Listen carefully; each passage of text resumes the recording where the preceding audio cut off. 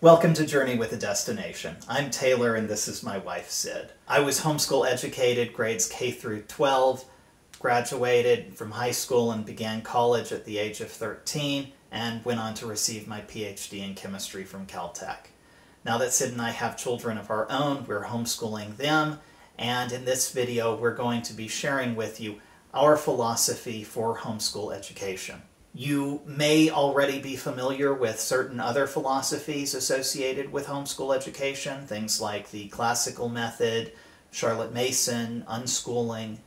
The destination method is very different from these because the destination method really focuses on ensuring that your child develops into the best person they can possibly be and the most successful person they can possibly be. We care about ensuring that your child is able to achieve a good career, a good family life, and a good place within a community that they're able to contribute to in a productive way. The destination method consists of 7 key principles that we'll be going over in detail in this video. And these 7 key principles are intended to help you teach the 12 subjects that we encourage all parents to cover in their homeschool. You're probably familiar with the way that most schools, including public schools, choose to divide up subjects. Usually they'll have something like a subject for language studies, and maybe one for social studies, and one for mathematics. We formally divide an education into 12 subjects that we all consider to be roughly equal in importance. This includes some subjects that are similar to the traditional liberal arts subjects that you might see in most schools.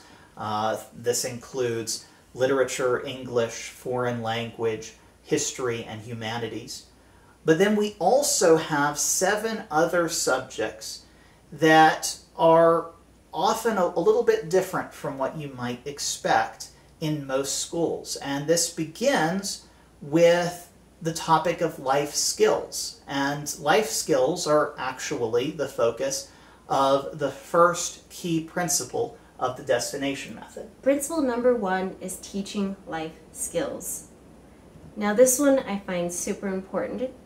As someone who basically wasn't taught any sort of life skills and went from a college student living in a very messy apartment to having my own house and kids all within the span of 2 years, I can tell you I struggled because I had not been properly taught all sorts of things. I remember the second I became a mother, I realized I didn't really know how to cook, or at least efficiently. I didn't know how to clean efficiently, because turns out when you have small children, it's not good enough to just know how to do these things. You have to know them well enough to do them quickly. And one-handed. And one-handed, yes. And I cannot believe how much I didn't know about owning a home. I had lived in a house my first 16 years of my life, and I knew nothing about houses. I knew nothing about septic tanks. I knew nothing about the fact that you have to clean out your dryer vents. Like, I knew you got the lint trap, but I didn't realize there was a whole tube going out. There were so many things I didn't understand. These are all the things Principle 1 is meant to cover. And we cover it in 2 different ways. We cover it in 2 subjects, adulthood and wealth. Wealth is pretty self-explanatory. It's a lot of stuff about kind of the broader economics, so that not only can your child be better informed voters, it also covers private finances, so that children know how to budget and understand what loans look like, and what do credit cards really do? How do you get a good credit card score? And adulthood is a much more kind of catch-all term for just things people need to know to be better adults. So this would cover things like nutrition, how to take care of clothes, how to cook, how to budget, food budget, how to shop with discounts, and how to use coupons, and all sorts of things. We are actually currently in the works of making quite a few adulthood resources. You can expect to see YouTube videos about adulthood in the near future on this channel. And some nice book suggestions too. I found some lovely books about house maintenance. But yeah, so right now we're working on things like finding nutrition and fitness materials, things about how to take care of clothes, how to purchase clothes, how to know what's of actual value, stuff about childcare, because even if your child has no interest in maybe being a parent yet, it's still nice to know. Principle 2 is teach marketable skills. And this is one place where I think a lot of other homeschool philosophies really drop the ball. And frankly, most education environments drop the ball. Public schools aren't teaching marketable skills. Private schools aren't doing a very good job of teaching marketable skills. And most homeschools aren't doing a very good job of teaching marketable skills. By this, what I mean is skills that are actually in genuinely high demand within the job market. And if you look at what skill sets are paid the most or the most in demand among employers, this includes things like computer programming, engineering of a wide variety of different types, whether aerospace engineering or civil engineering or mechanical engineering. Engineering tends to lead to good career paths.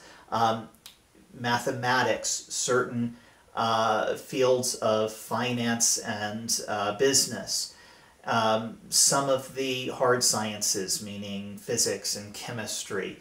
These are categories that tend to lead to significant financial success. And what a lot of curricula unfortunately do is they focus on teaching essentially the liberal arts, things like history, literature, English.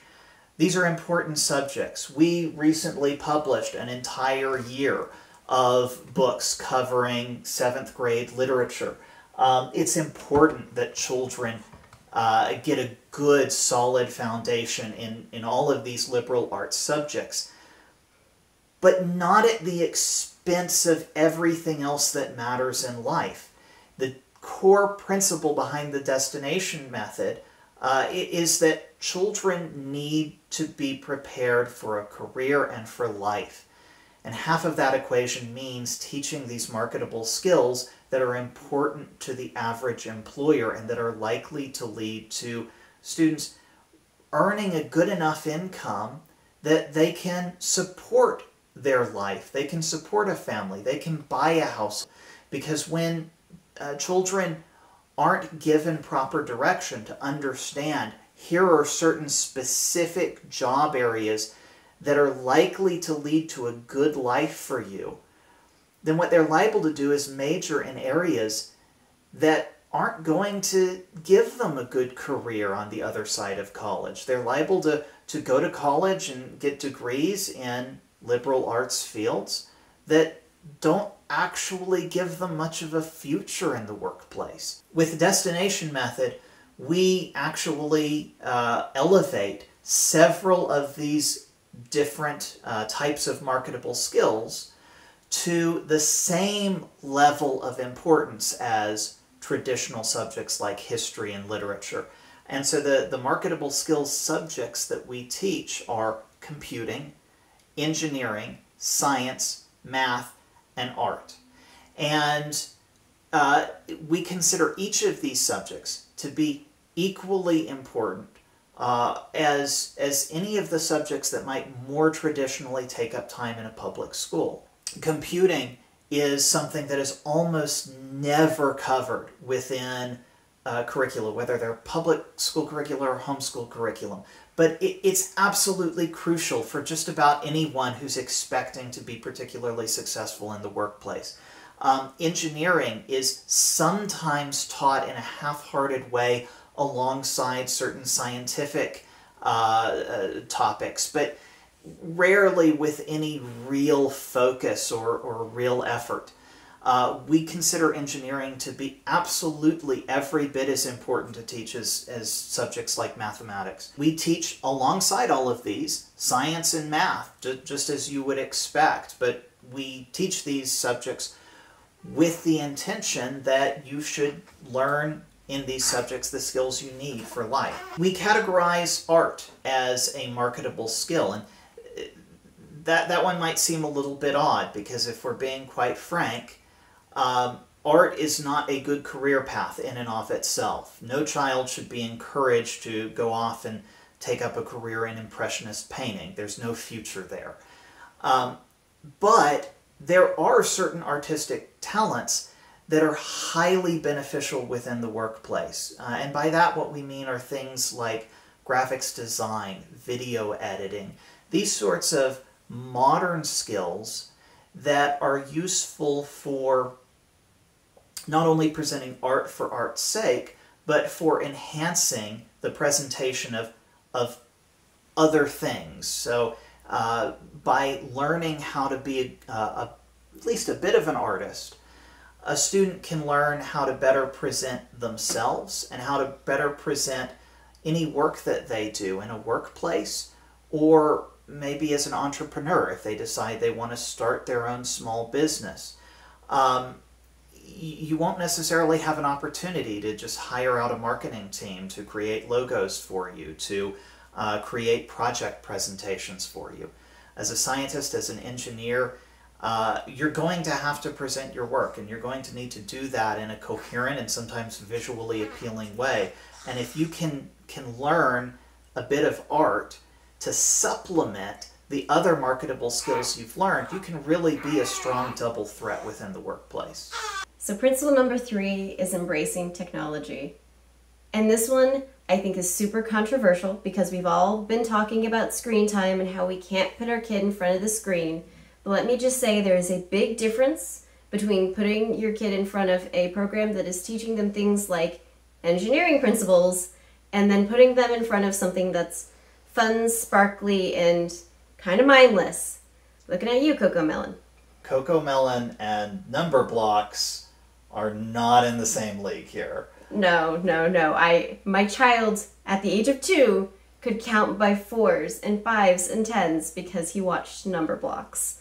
And of course, technology means a lot of other things. It also means something that I personally don't like, video games. And it's not that I don't like video games because I think that they are awful for humanity. I'm very bad at playing them, but I've also played Kerbal Space and can tell you that it actually does teach you so much about space travel. I now understand a little bit more about the mechanics of gravity. I can't say I'm too happy about that's taking up space in my brain, but it is. And I think as mothers, we get so bogged down with this idea that you're never, ever allowed to hand your child a tablet or a computer because that's fun and we need to make sure that they're getting real structure, and it somehow takes away from the learning process, but it doesn't. I mean, for example, let's talk about books.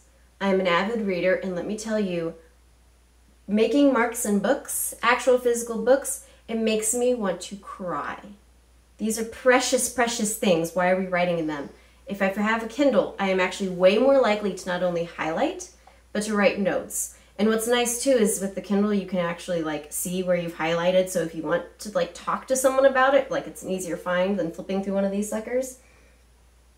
Not a shameless plug, I'm just saying. Kindles are a much better resource than a physical book, which I think is probably controversial, but it is. And so by embracing technology, not only are you giving your child the skills they need, because let's be honest, every job nowadays is behind a screen. To pretend that your child doesn't need to know how to use a computer is crazy. You might as well give them the kind of little kickstart now so that they understand that computers are important. Screen time is really very much a sort of boogeyman within the educational community. But saying that looking at screens is intrinsically bad is a bit like saying going outside is bad. There are bad things that someone could do outside. There are counterproductive or unproductive things that a child could be doing outside. But not all outside activities are created equal. Some are clearly more beneficial than others. So going outside and hunting through the garden for bugs has very different educational implications than running through the street while blindfolded. There are some outdoor activities that are just going to be better than others. And unfortunately, what's happened is our society tends to gravitate towards the less productive screen time activities.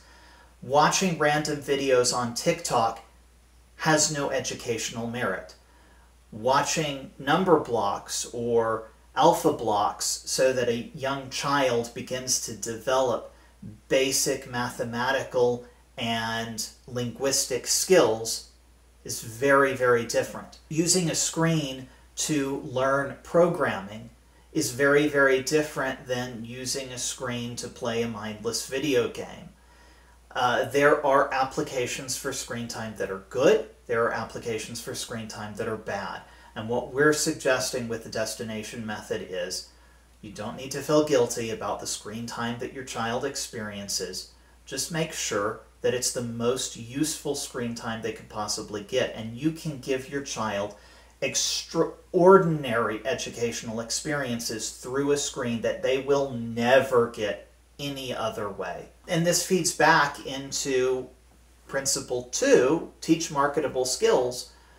Like Sid said, most of the marketable skills that employers are looking for involve a screen. And so if you're going to teach your child those marketable skills, you're going to need to put them in front of a screen sometimes. There are fantastic tools for teaching engineering and for teaching programming using a screen. You really can't teach programming without a screen.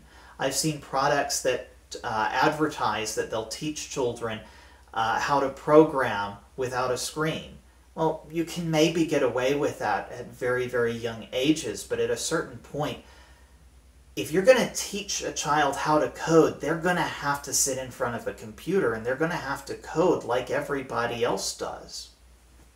I think another thing that people have been kind of hesitant about, the idea of watching videos is like some sort of awful thing for upper grades, but you're not watching Magic School Bus as a 5th grader. What we're suggesting is watching the best of the best on what YouTube has to offer. I mean, you are getting some of the best lecturers in the world on YouTube. And just like sitting down in a classroom, you're still just sitting and watching someone. But this way, you're not just getting whoever lives in your county and happens to have a teaching degree. You're watching the best of the best and someone who's putting a lot of time and money into production. And you know, teachers are limited. You know, they don't get the fancy production values. So I think that this idea that, oh no, we can't be watching videos it's not. I mean, I think you have to be careful who you're watching because some people are not the greatest, but... You can watch entire college courses delivered by professors at Ivy League institutions and top technology schools free of charge on YouTube. And there's just no reason to cut yourself off from that when that is such an extraordinary opportunity that we have right now. We're way past the point where we can pretend that computers aren't a thing or that computers don't belong in a schoolroom. Principle number 4 is fill a shelf. Now, the idea here is it's important to have a plan. And that shelf that we're talking about, that represents your long-term plan for your child's education. What a lot of people do is just sort of grab a book here, grab a book there, and then hope that as they wing it along the course of a K through 12 education, that somehow all these parts are going to add up into a complete education. And sometimes that can work, but there's a good deal of risk there. There are some things that children need to be taught and things that can easily be ignored or overlooked if you don't have a long-term plan. And so what we would suggest that you should really think about doing is anticipate. What materials do you expect your child to be using in a few years? Even if your child is just starting and is in kindergarten or elementary school, what do you want them to be studying in high school? What skills are they going to need in order to go to college if they do go to college? These are important questions, and so the fill the shelf principle is really there to urge you, go ahead and start doing what you can to flesh out the curriculum that you want your child to have.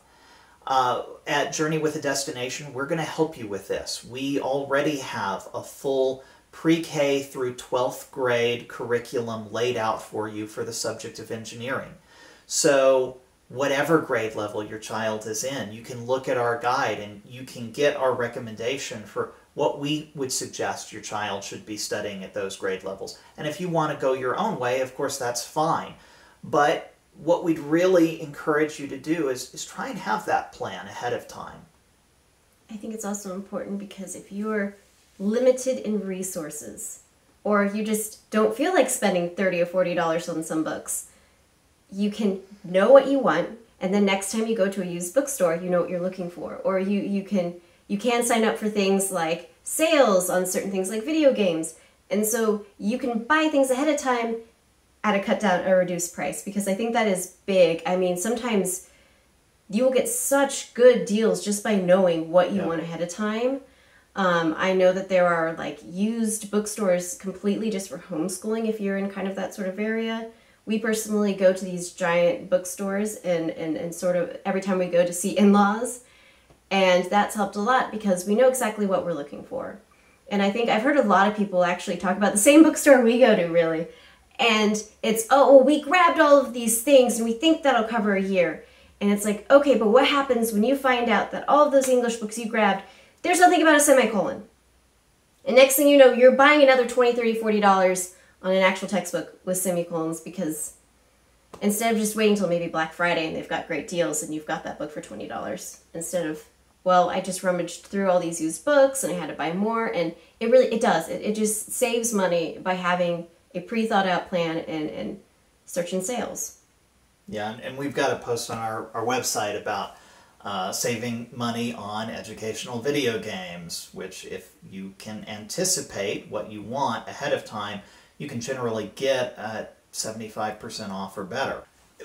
For the purpose of a student, there's something really valuable about knowing what's going to be expected of them, not only now, but also in the future.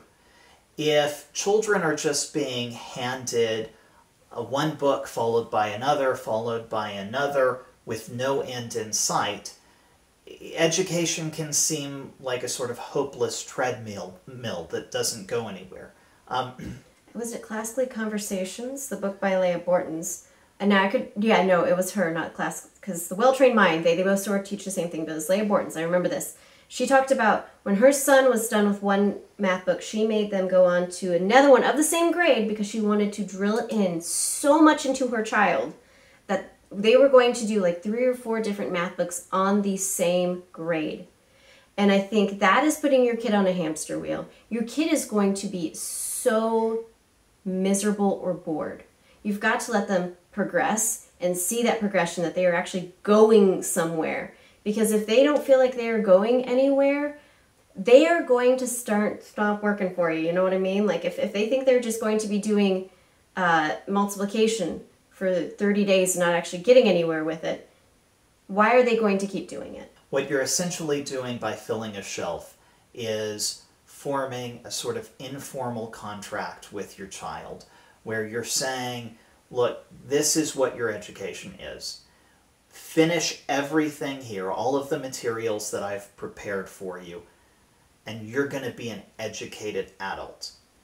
And that's a goal that children will strive towards much more than they will simply getting in a certain number of study hours every day.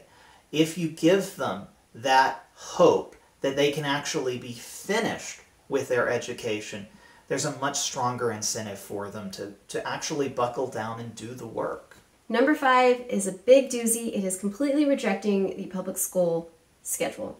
And this means so many things. But the big one, at least for me, as a child who was specialized, I was really bad at English and reading, but I was very good at science and math. And because I was in the public school system, everything I did kept on the 5th grade level. I was never allowed to advance in the stuff I was actually good at.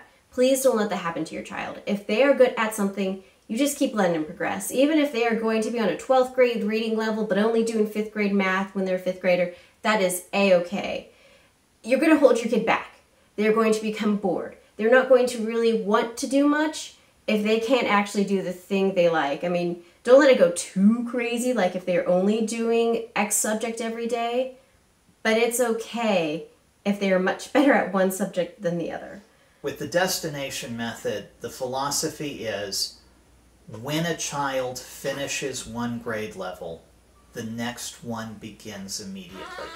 Now that doesn't mean you can't take a break in between, but you don't need to find some way to fill time just in order to make sure that your child finishes their grade level at the same time that public school children are finishing their grade level and then going off to summer break. This also means that whereas most students begin a grade level at the beginning of fall and end it at the end of spring, you don't need to be constrained to that idea.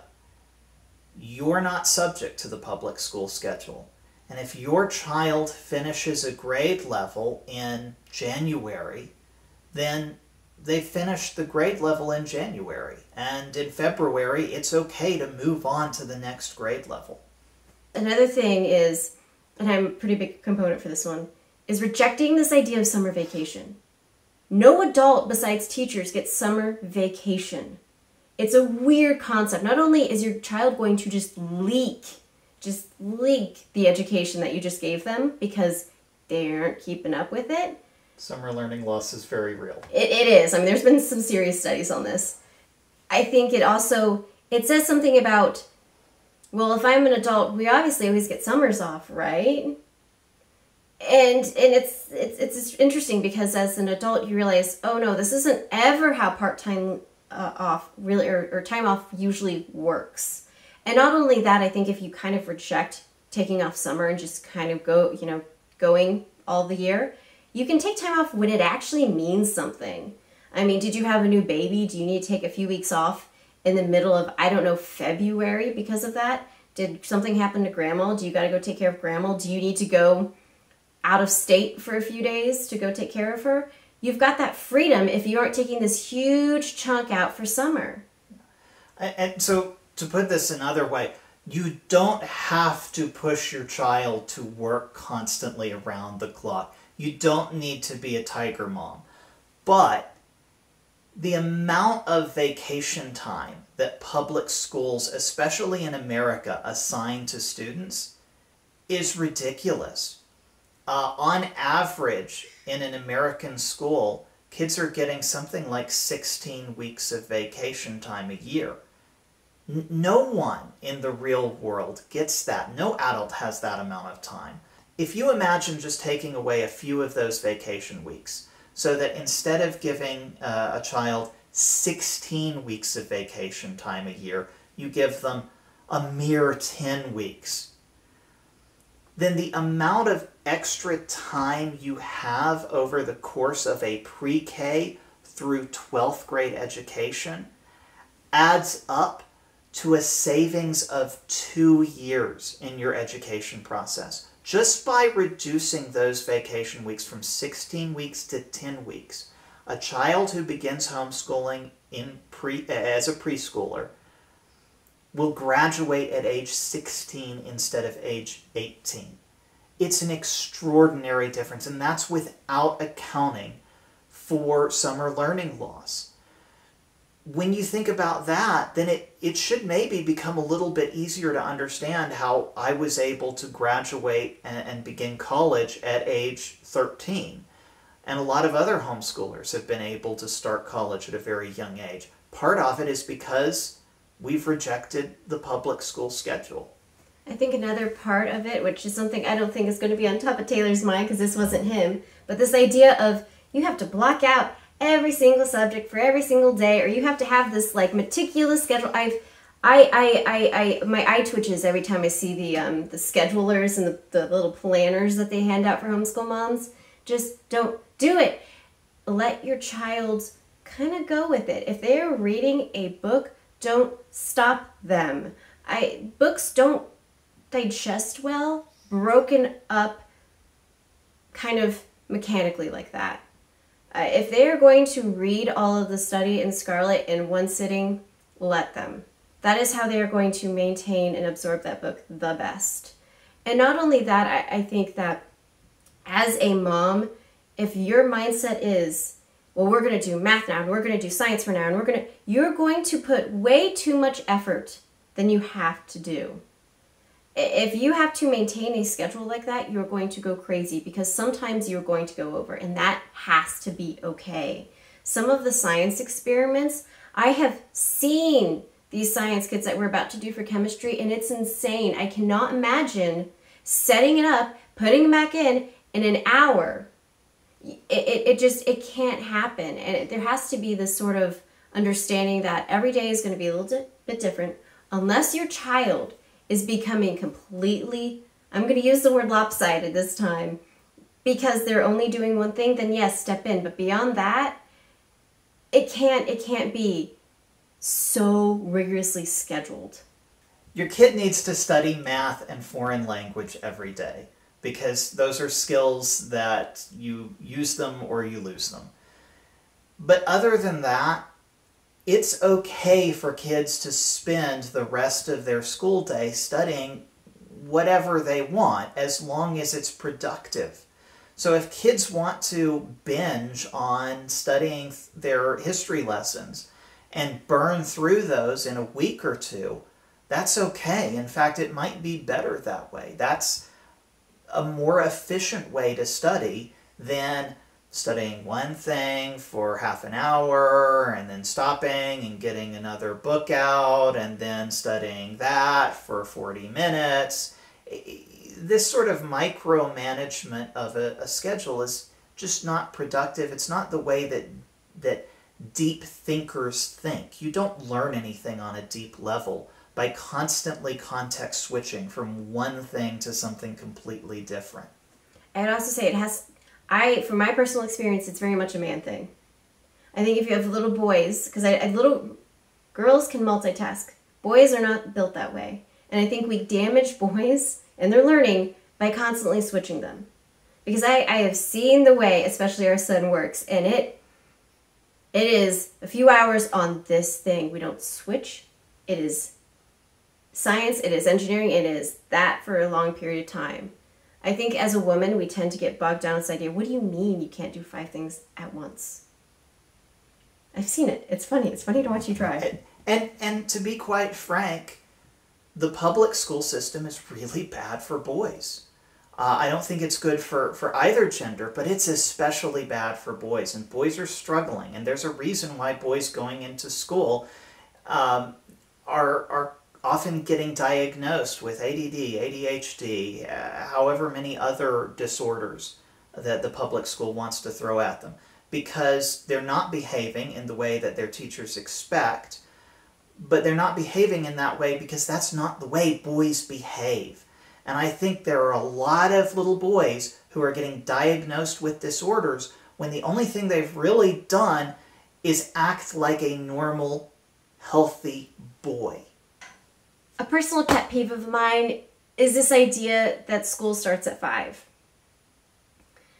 Now, I know a lot of people start teaching the alphabet and the numbers and the colors and the shapes awfully young, but they tend to stop there. There's this idea that, oh, well, things like the concept of the phases of matter is too much for a toddler. Apparently not for mine. And probably not yours either. Putting stuff that is maybe considered too hard for a toddler gives this toddler the ability to catch things, though. Sure, he's not going to catch all of the concepts, like the idea that there's particles and that they move at certain rates, but he'll catch some of it. And as he slowly catches some of it over a few years, you'd be surprised where he's going to be in 2. So if you start at 3, next thing you know at 5, he's probably got the full concept down and more. And not only does that, but it also gives you so much time to weed out issues. So if you know, for example, that your state is going to be testing your child, and you know that by, 6, they need to read for these testings or something like that. Well, if you start working on phonics at 2 or 3, you've got so much time to work out snags. And I'm not saying that you have to force your kid to really learn how to read at the age of 2, but I am saying if you start now, you've got plenty of time. Maybe your kid runs into a snag like mine did with Magic E. Well, I've got years to weed this out now. And the younger you start, the more time, not only do you have to work this stuff out, but you have to kind of understand who your child is, how they learn, and how you're going to motivate them for the next how many ever so years until they graduate. And this doesn't mean that you need to sit your toddler down for 6 hours of intensive studying. A lot of this sort of learning can happen in a fun, recreational sort of way by playing the right videos for them, or just through reading enjoyable books for them. I am someone who kind of grew up with the TV in the background. So yes, we will be playing stuff like alpha blocks, number blocks, color blocks, kind of in the background while they play. And sometimes they'll sit and they'll watch, and next thing you know, your child can sound out crazy words. We do a lot of reading. So for us, we do attend church. So for me, it was a big deal about trying to get my son to understand the concept of sitting still for only about 45 minutes. So reading is double barrel. So with reading, I make him actually sit still because I want him to kind of understand that concept. And we will read books. I try to make sure that there is at least half of those books are extremely fun books that he is going to want to read and about subjects that he wants. And I'm starting to try to get him to pick out the books as well, which it's been interesting. And the other half, I try to make sure that they're books that are on his level, but they're also books that are going to kind of further some sort of concept. Like we have books that are about physics and books that are about chemistry and books that are about space. And he's picking up some crazy concepts just from hearing these books all the time. The 5 Little Dwarf Planets. One of the best books ever. And he can now have a conversation, I mean, it was before the age of 3, about all the different dwarf planets. And you can ask him and he knows the moons of these dwarf planets. Principle 6 is encourage self-study. And I think this is important for a lot of homeschool moms who are maybe more experienced with the public school way of doing things, where the idea is you have a teacher who stands in front of a classroom and the teacher talks to the classroom or directs the class, and the teacher is constantly involved every moment of the time that the children are supposed to be learning. That's not necessarily a great way to learn.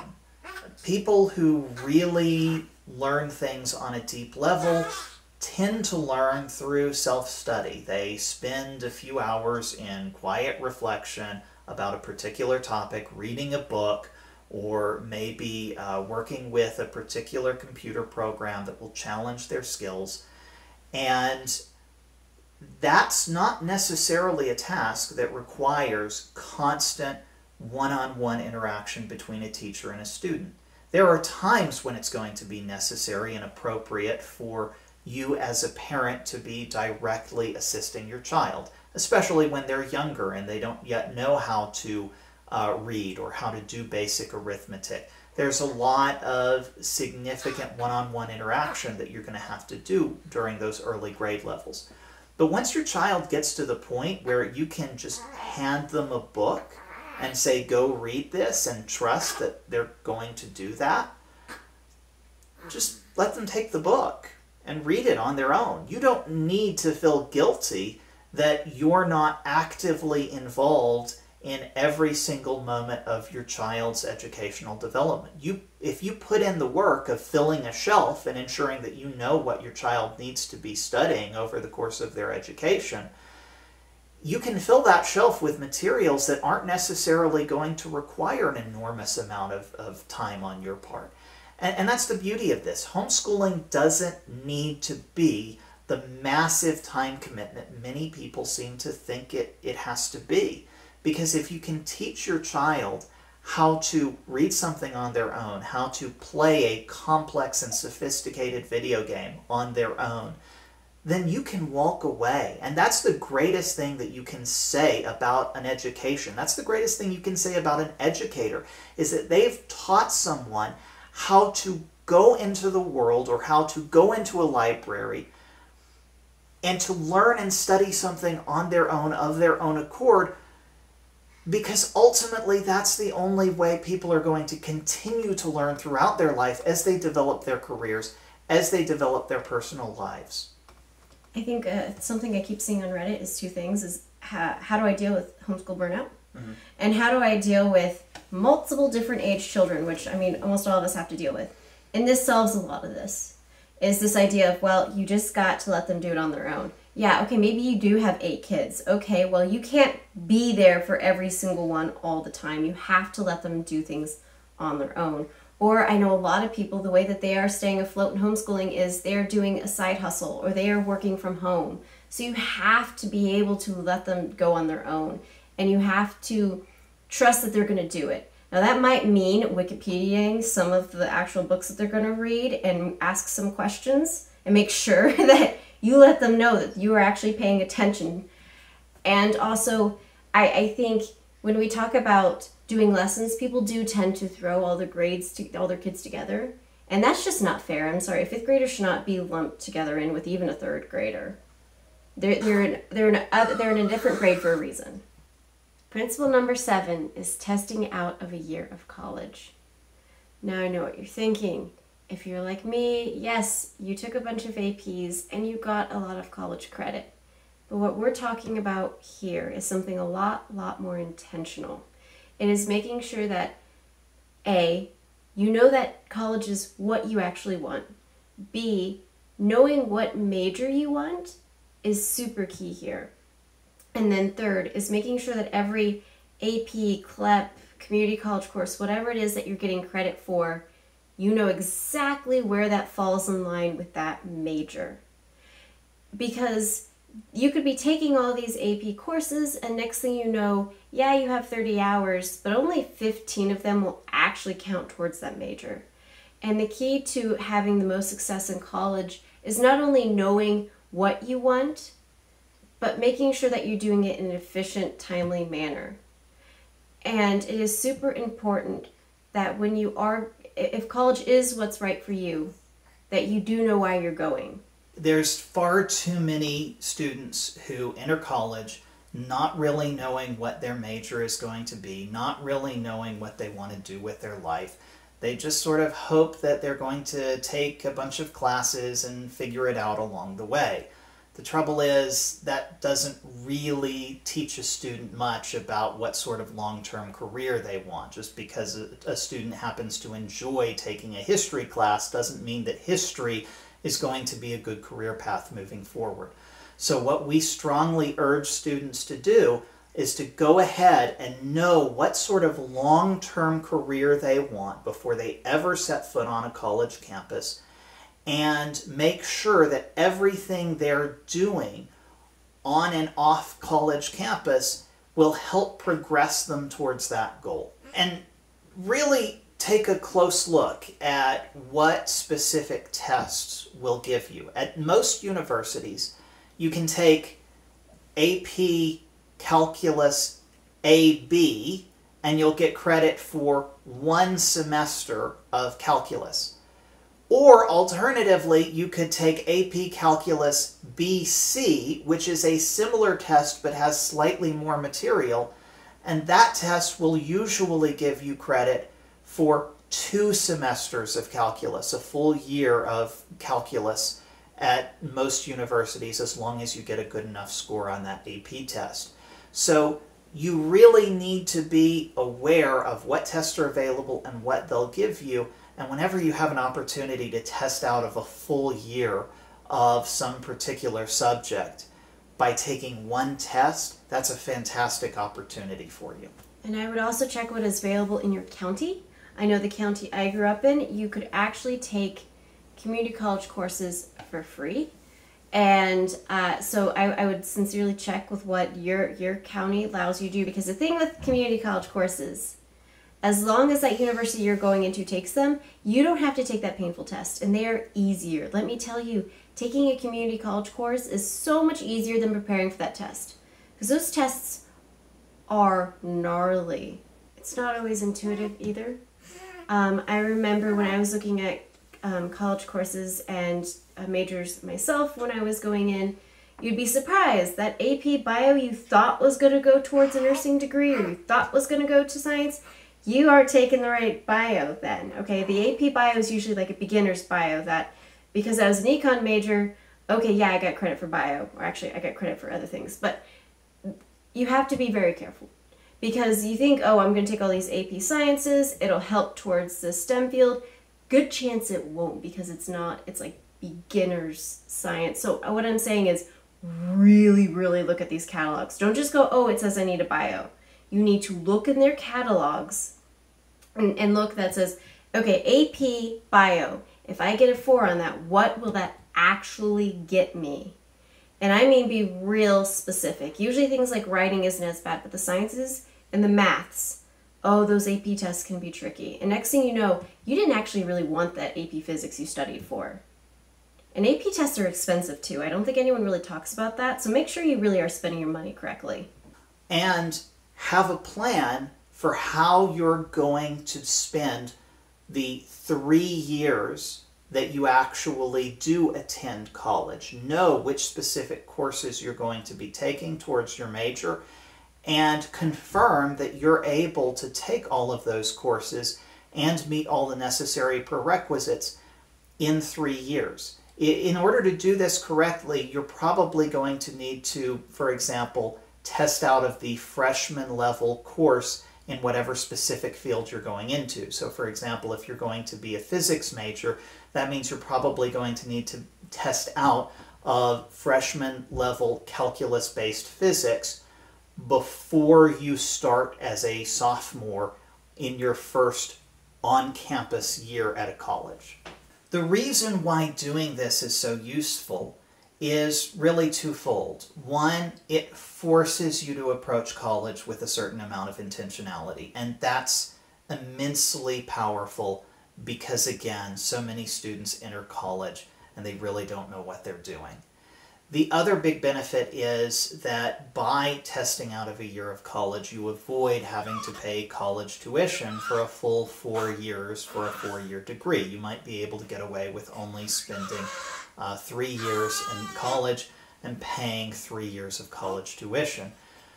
That also has the benefit of allowing you to enter the workforce sooner. If you can get into the workforce a year earlier than you otherwise would have, then that's another year that you could be earning a decent living, and that could be worth easily $50,000 or more right there on top of what you're saving on tuition. I think another thing to point out is that counselors at universities who are supposed to help you pick your classes, they aren't fantastic. I knew someone personally who their first year didn't know what they wanted, and they were helping them get their gen eds in, right? Well, this one class they were like, you have to take. I remember looking at her actual degree, and I was like, why would you need this class? Well, the counselor told me. Well, the counselor is completely wrong. This person had to take extra classes her last year to catch up. I also had a personal experience myself. I'll never forget going in and asking about, well, how do I pay for a possible master's? I went to a school that was kind of known for MBAs. That's sort of what I wanted. Well, how do I finance that? Well, you finance it like I did. Student loans. If a counselor tells you the only way to get a master's is student loans, they're not really doing their job very well. A lot of them don't really know that much, okay? They've got their job and then they're kind of passed around in the university system. So whereas you think they might be an expert in whatever major you've got, there's a good chance they're seeing so many people of different majors that they aren't really an expert. And like things change so much and you'd be surprised. I knew someone who had a degree that was fresh, brand new. Requirements kept changing. And these counselors did not understand that. So you have to know your major better than your counselor. Basically, when you have to go for a meeting with them, you kind of just nod your head and smile and ask for the courses you know you need. Because let's be honest here, the university system doesn't want these counselors to be very good. They want you to be a super senior. Let's be honest. They want as many super seniors as they want, which is another term for someone who goes for 5 years. Which isn't, if I'm not mistaken, the average time it takes for someone to get a bachelor's right now is 5 years. So just beware of these pitfalls, because they really do exist. At the end of the day, college students are responsible for their own selection of which courses to take.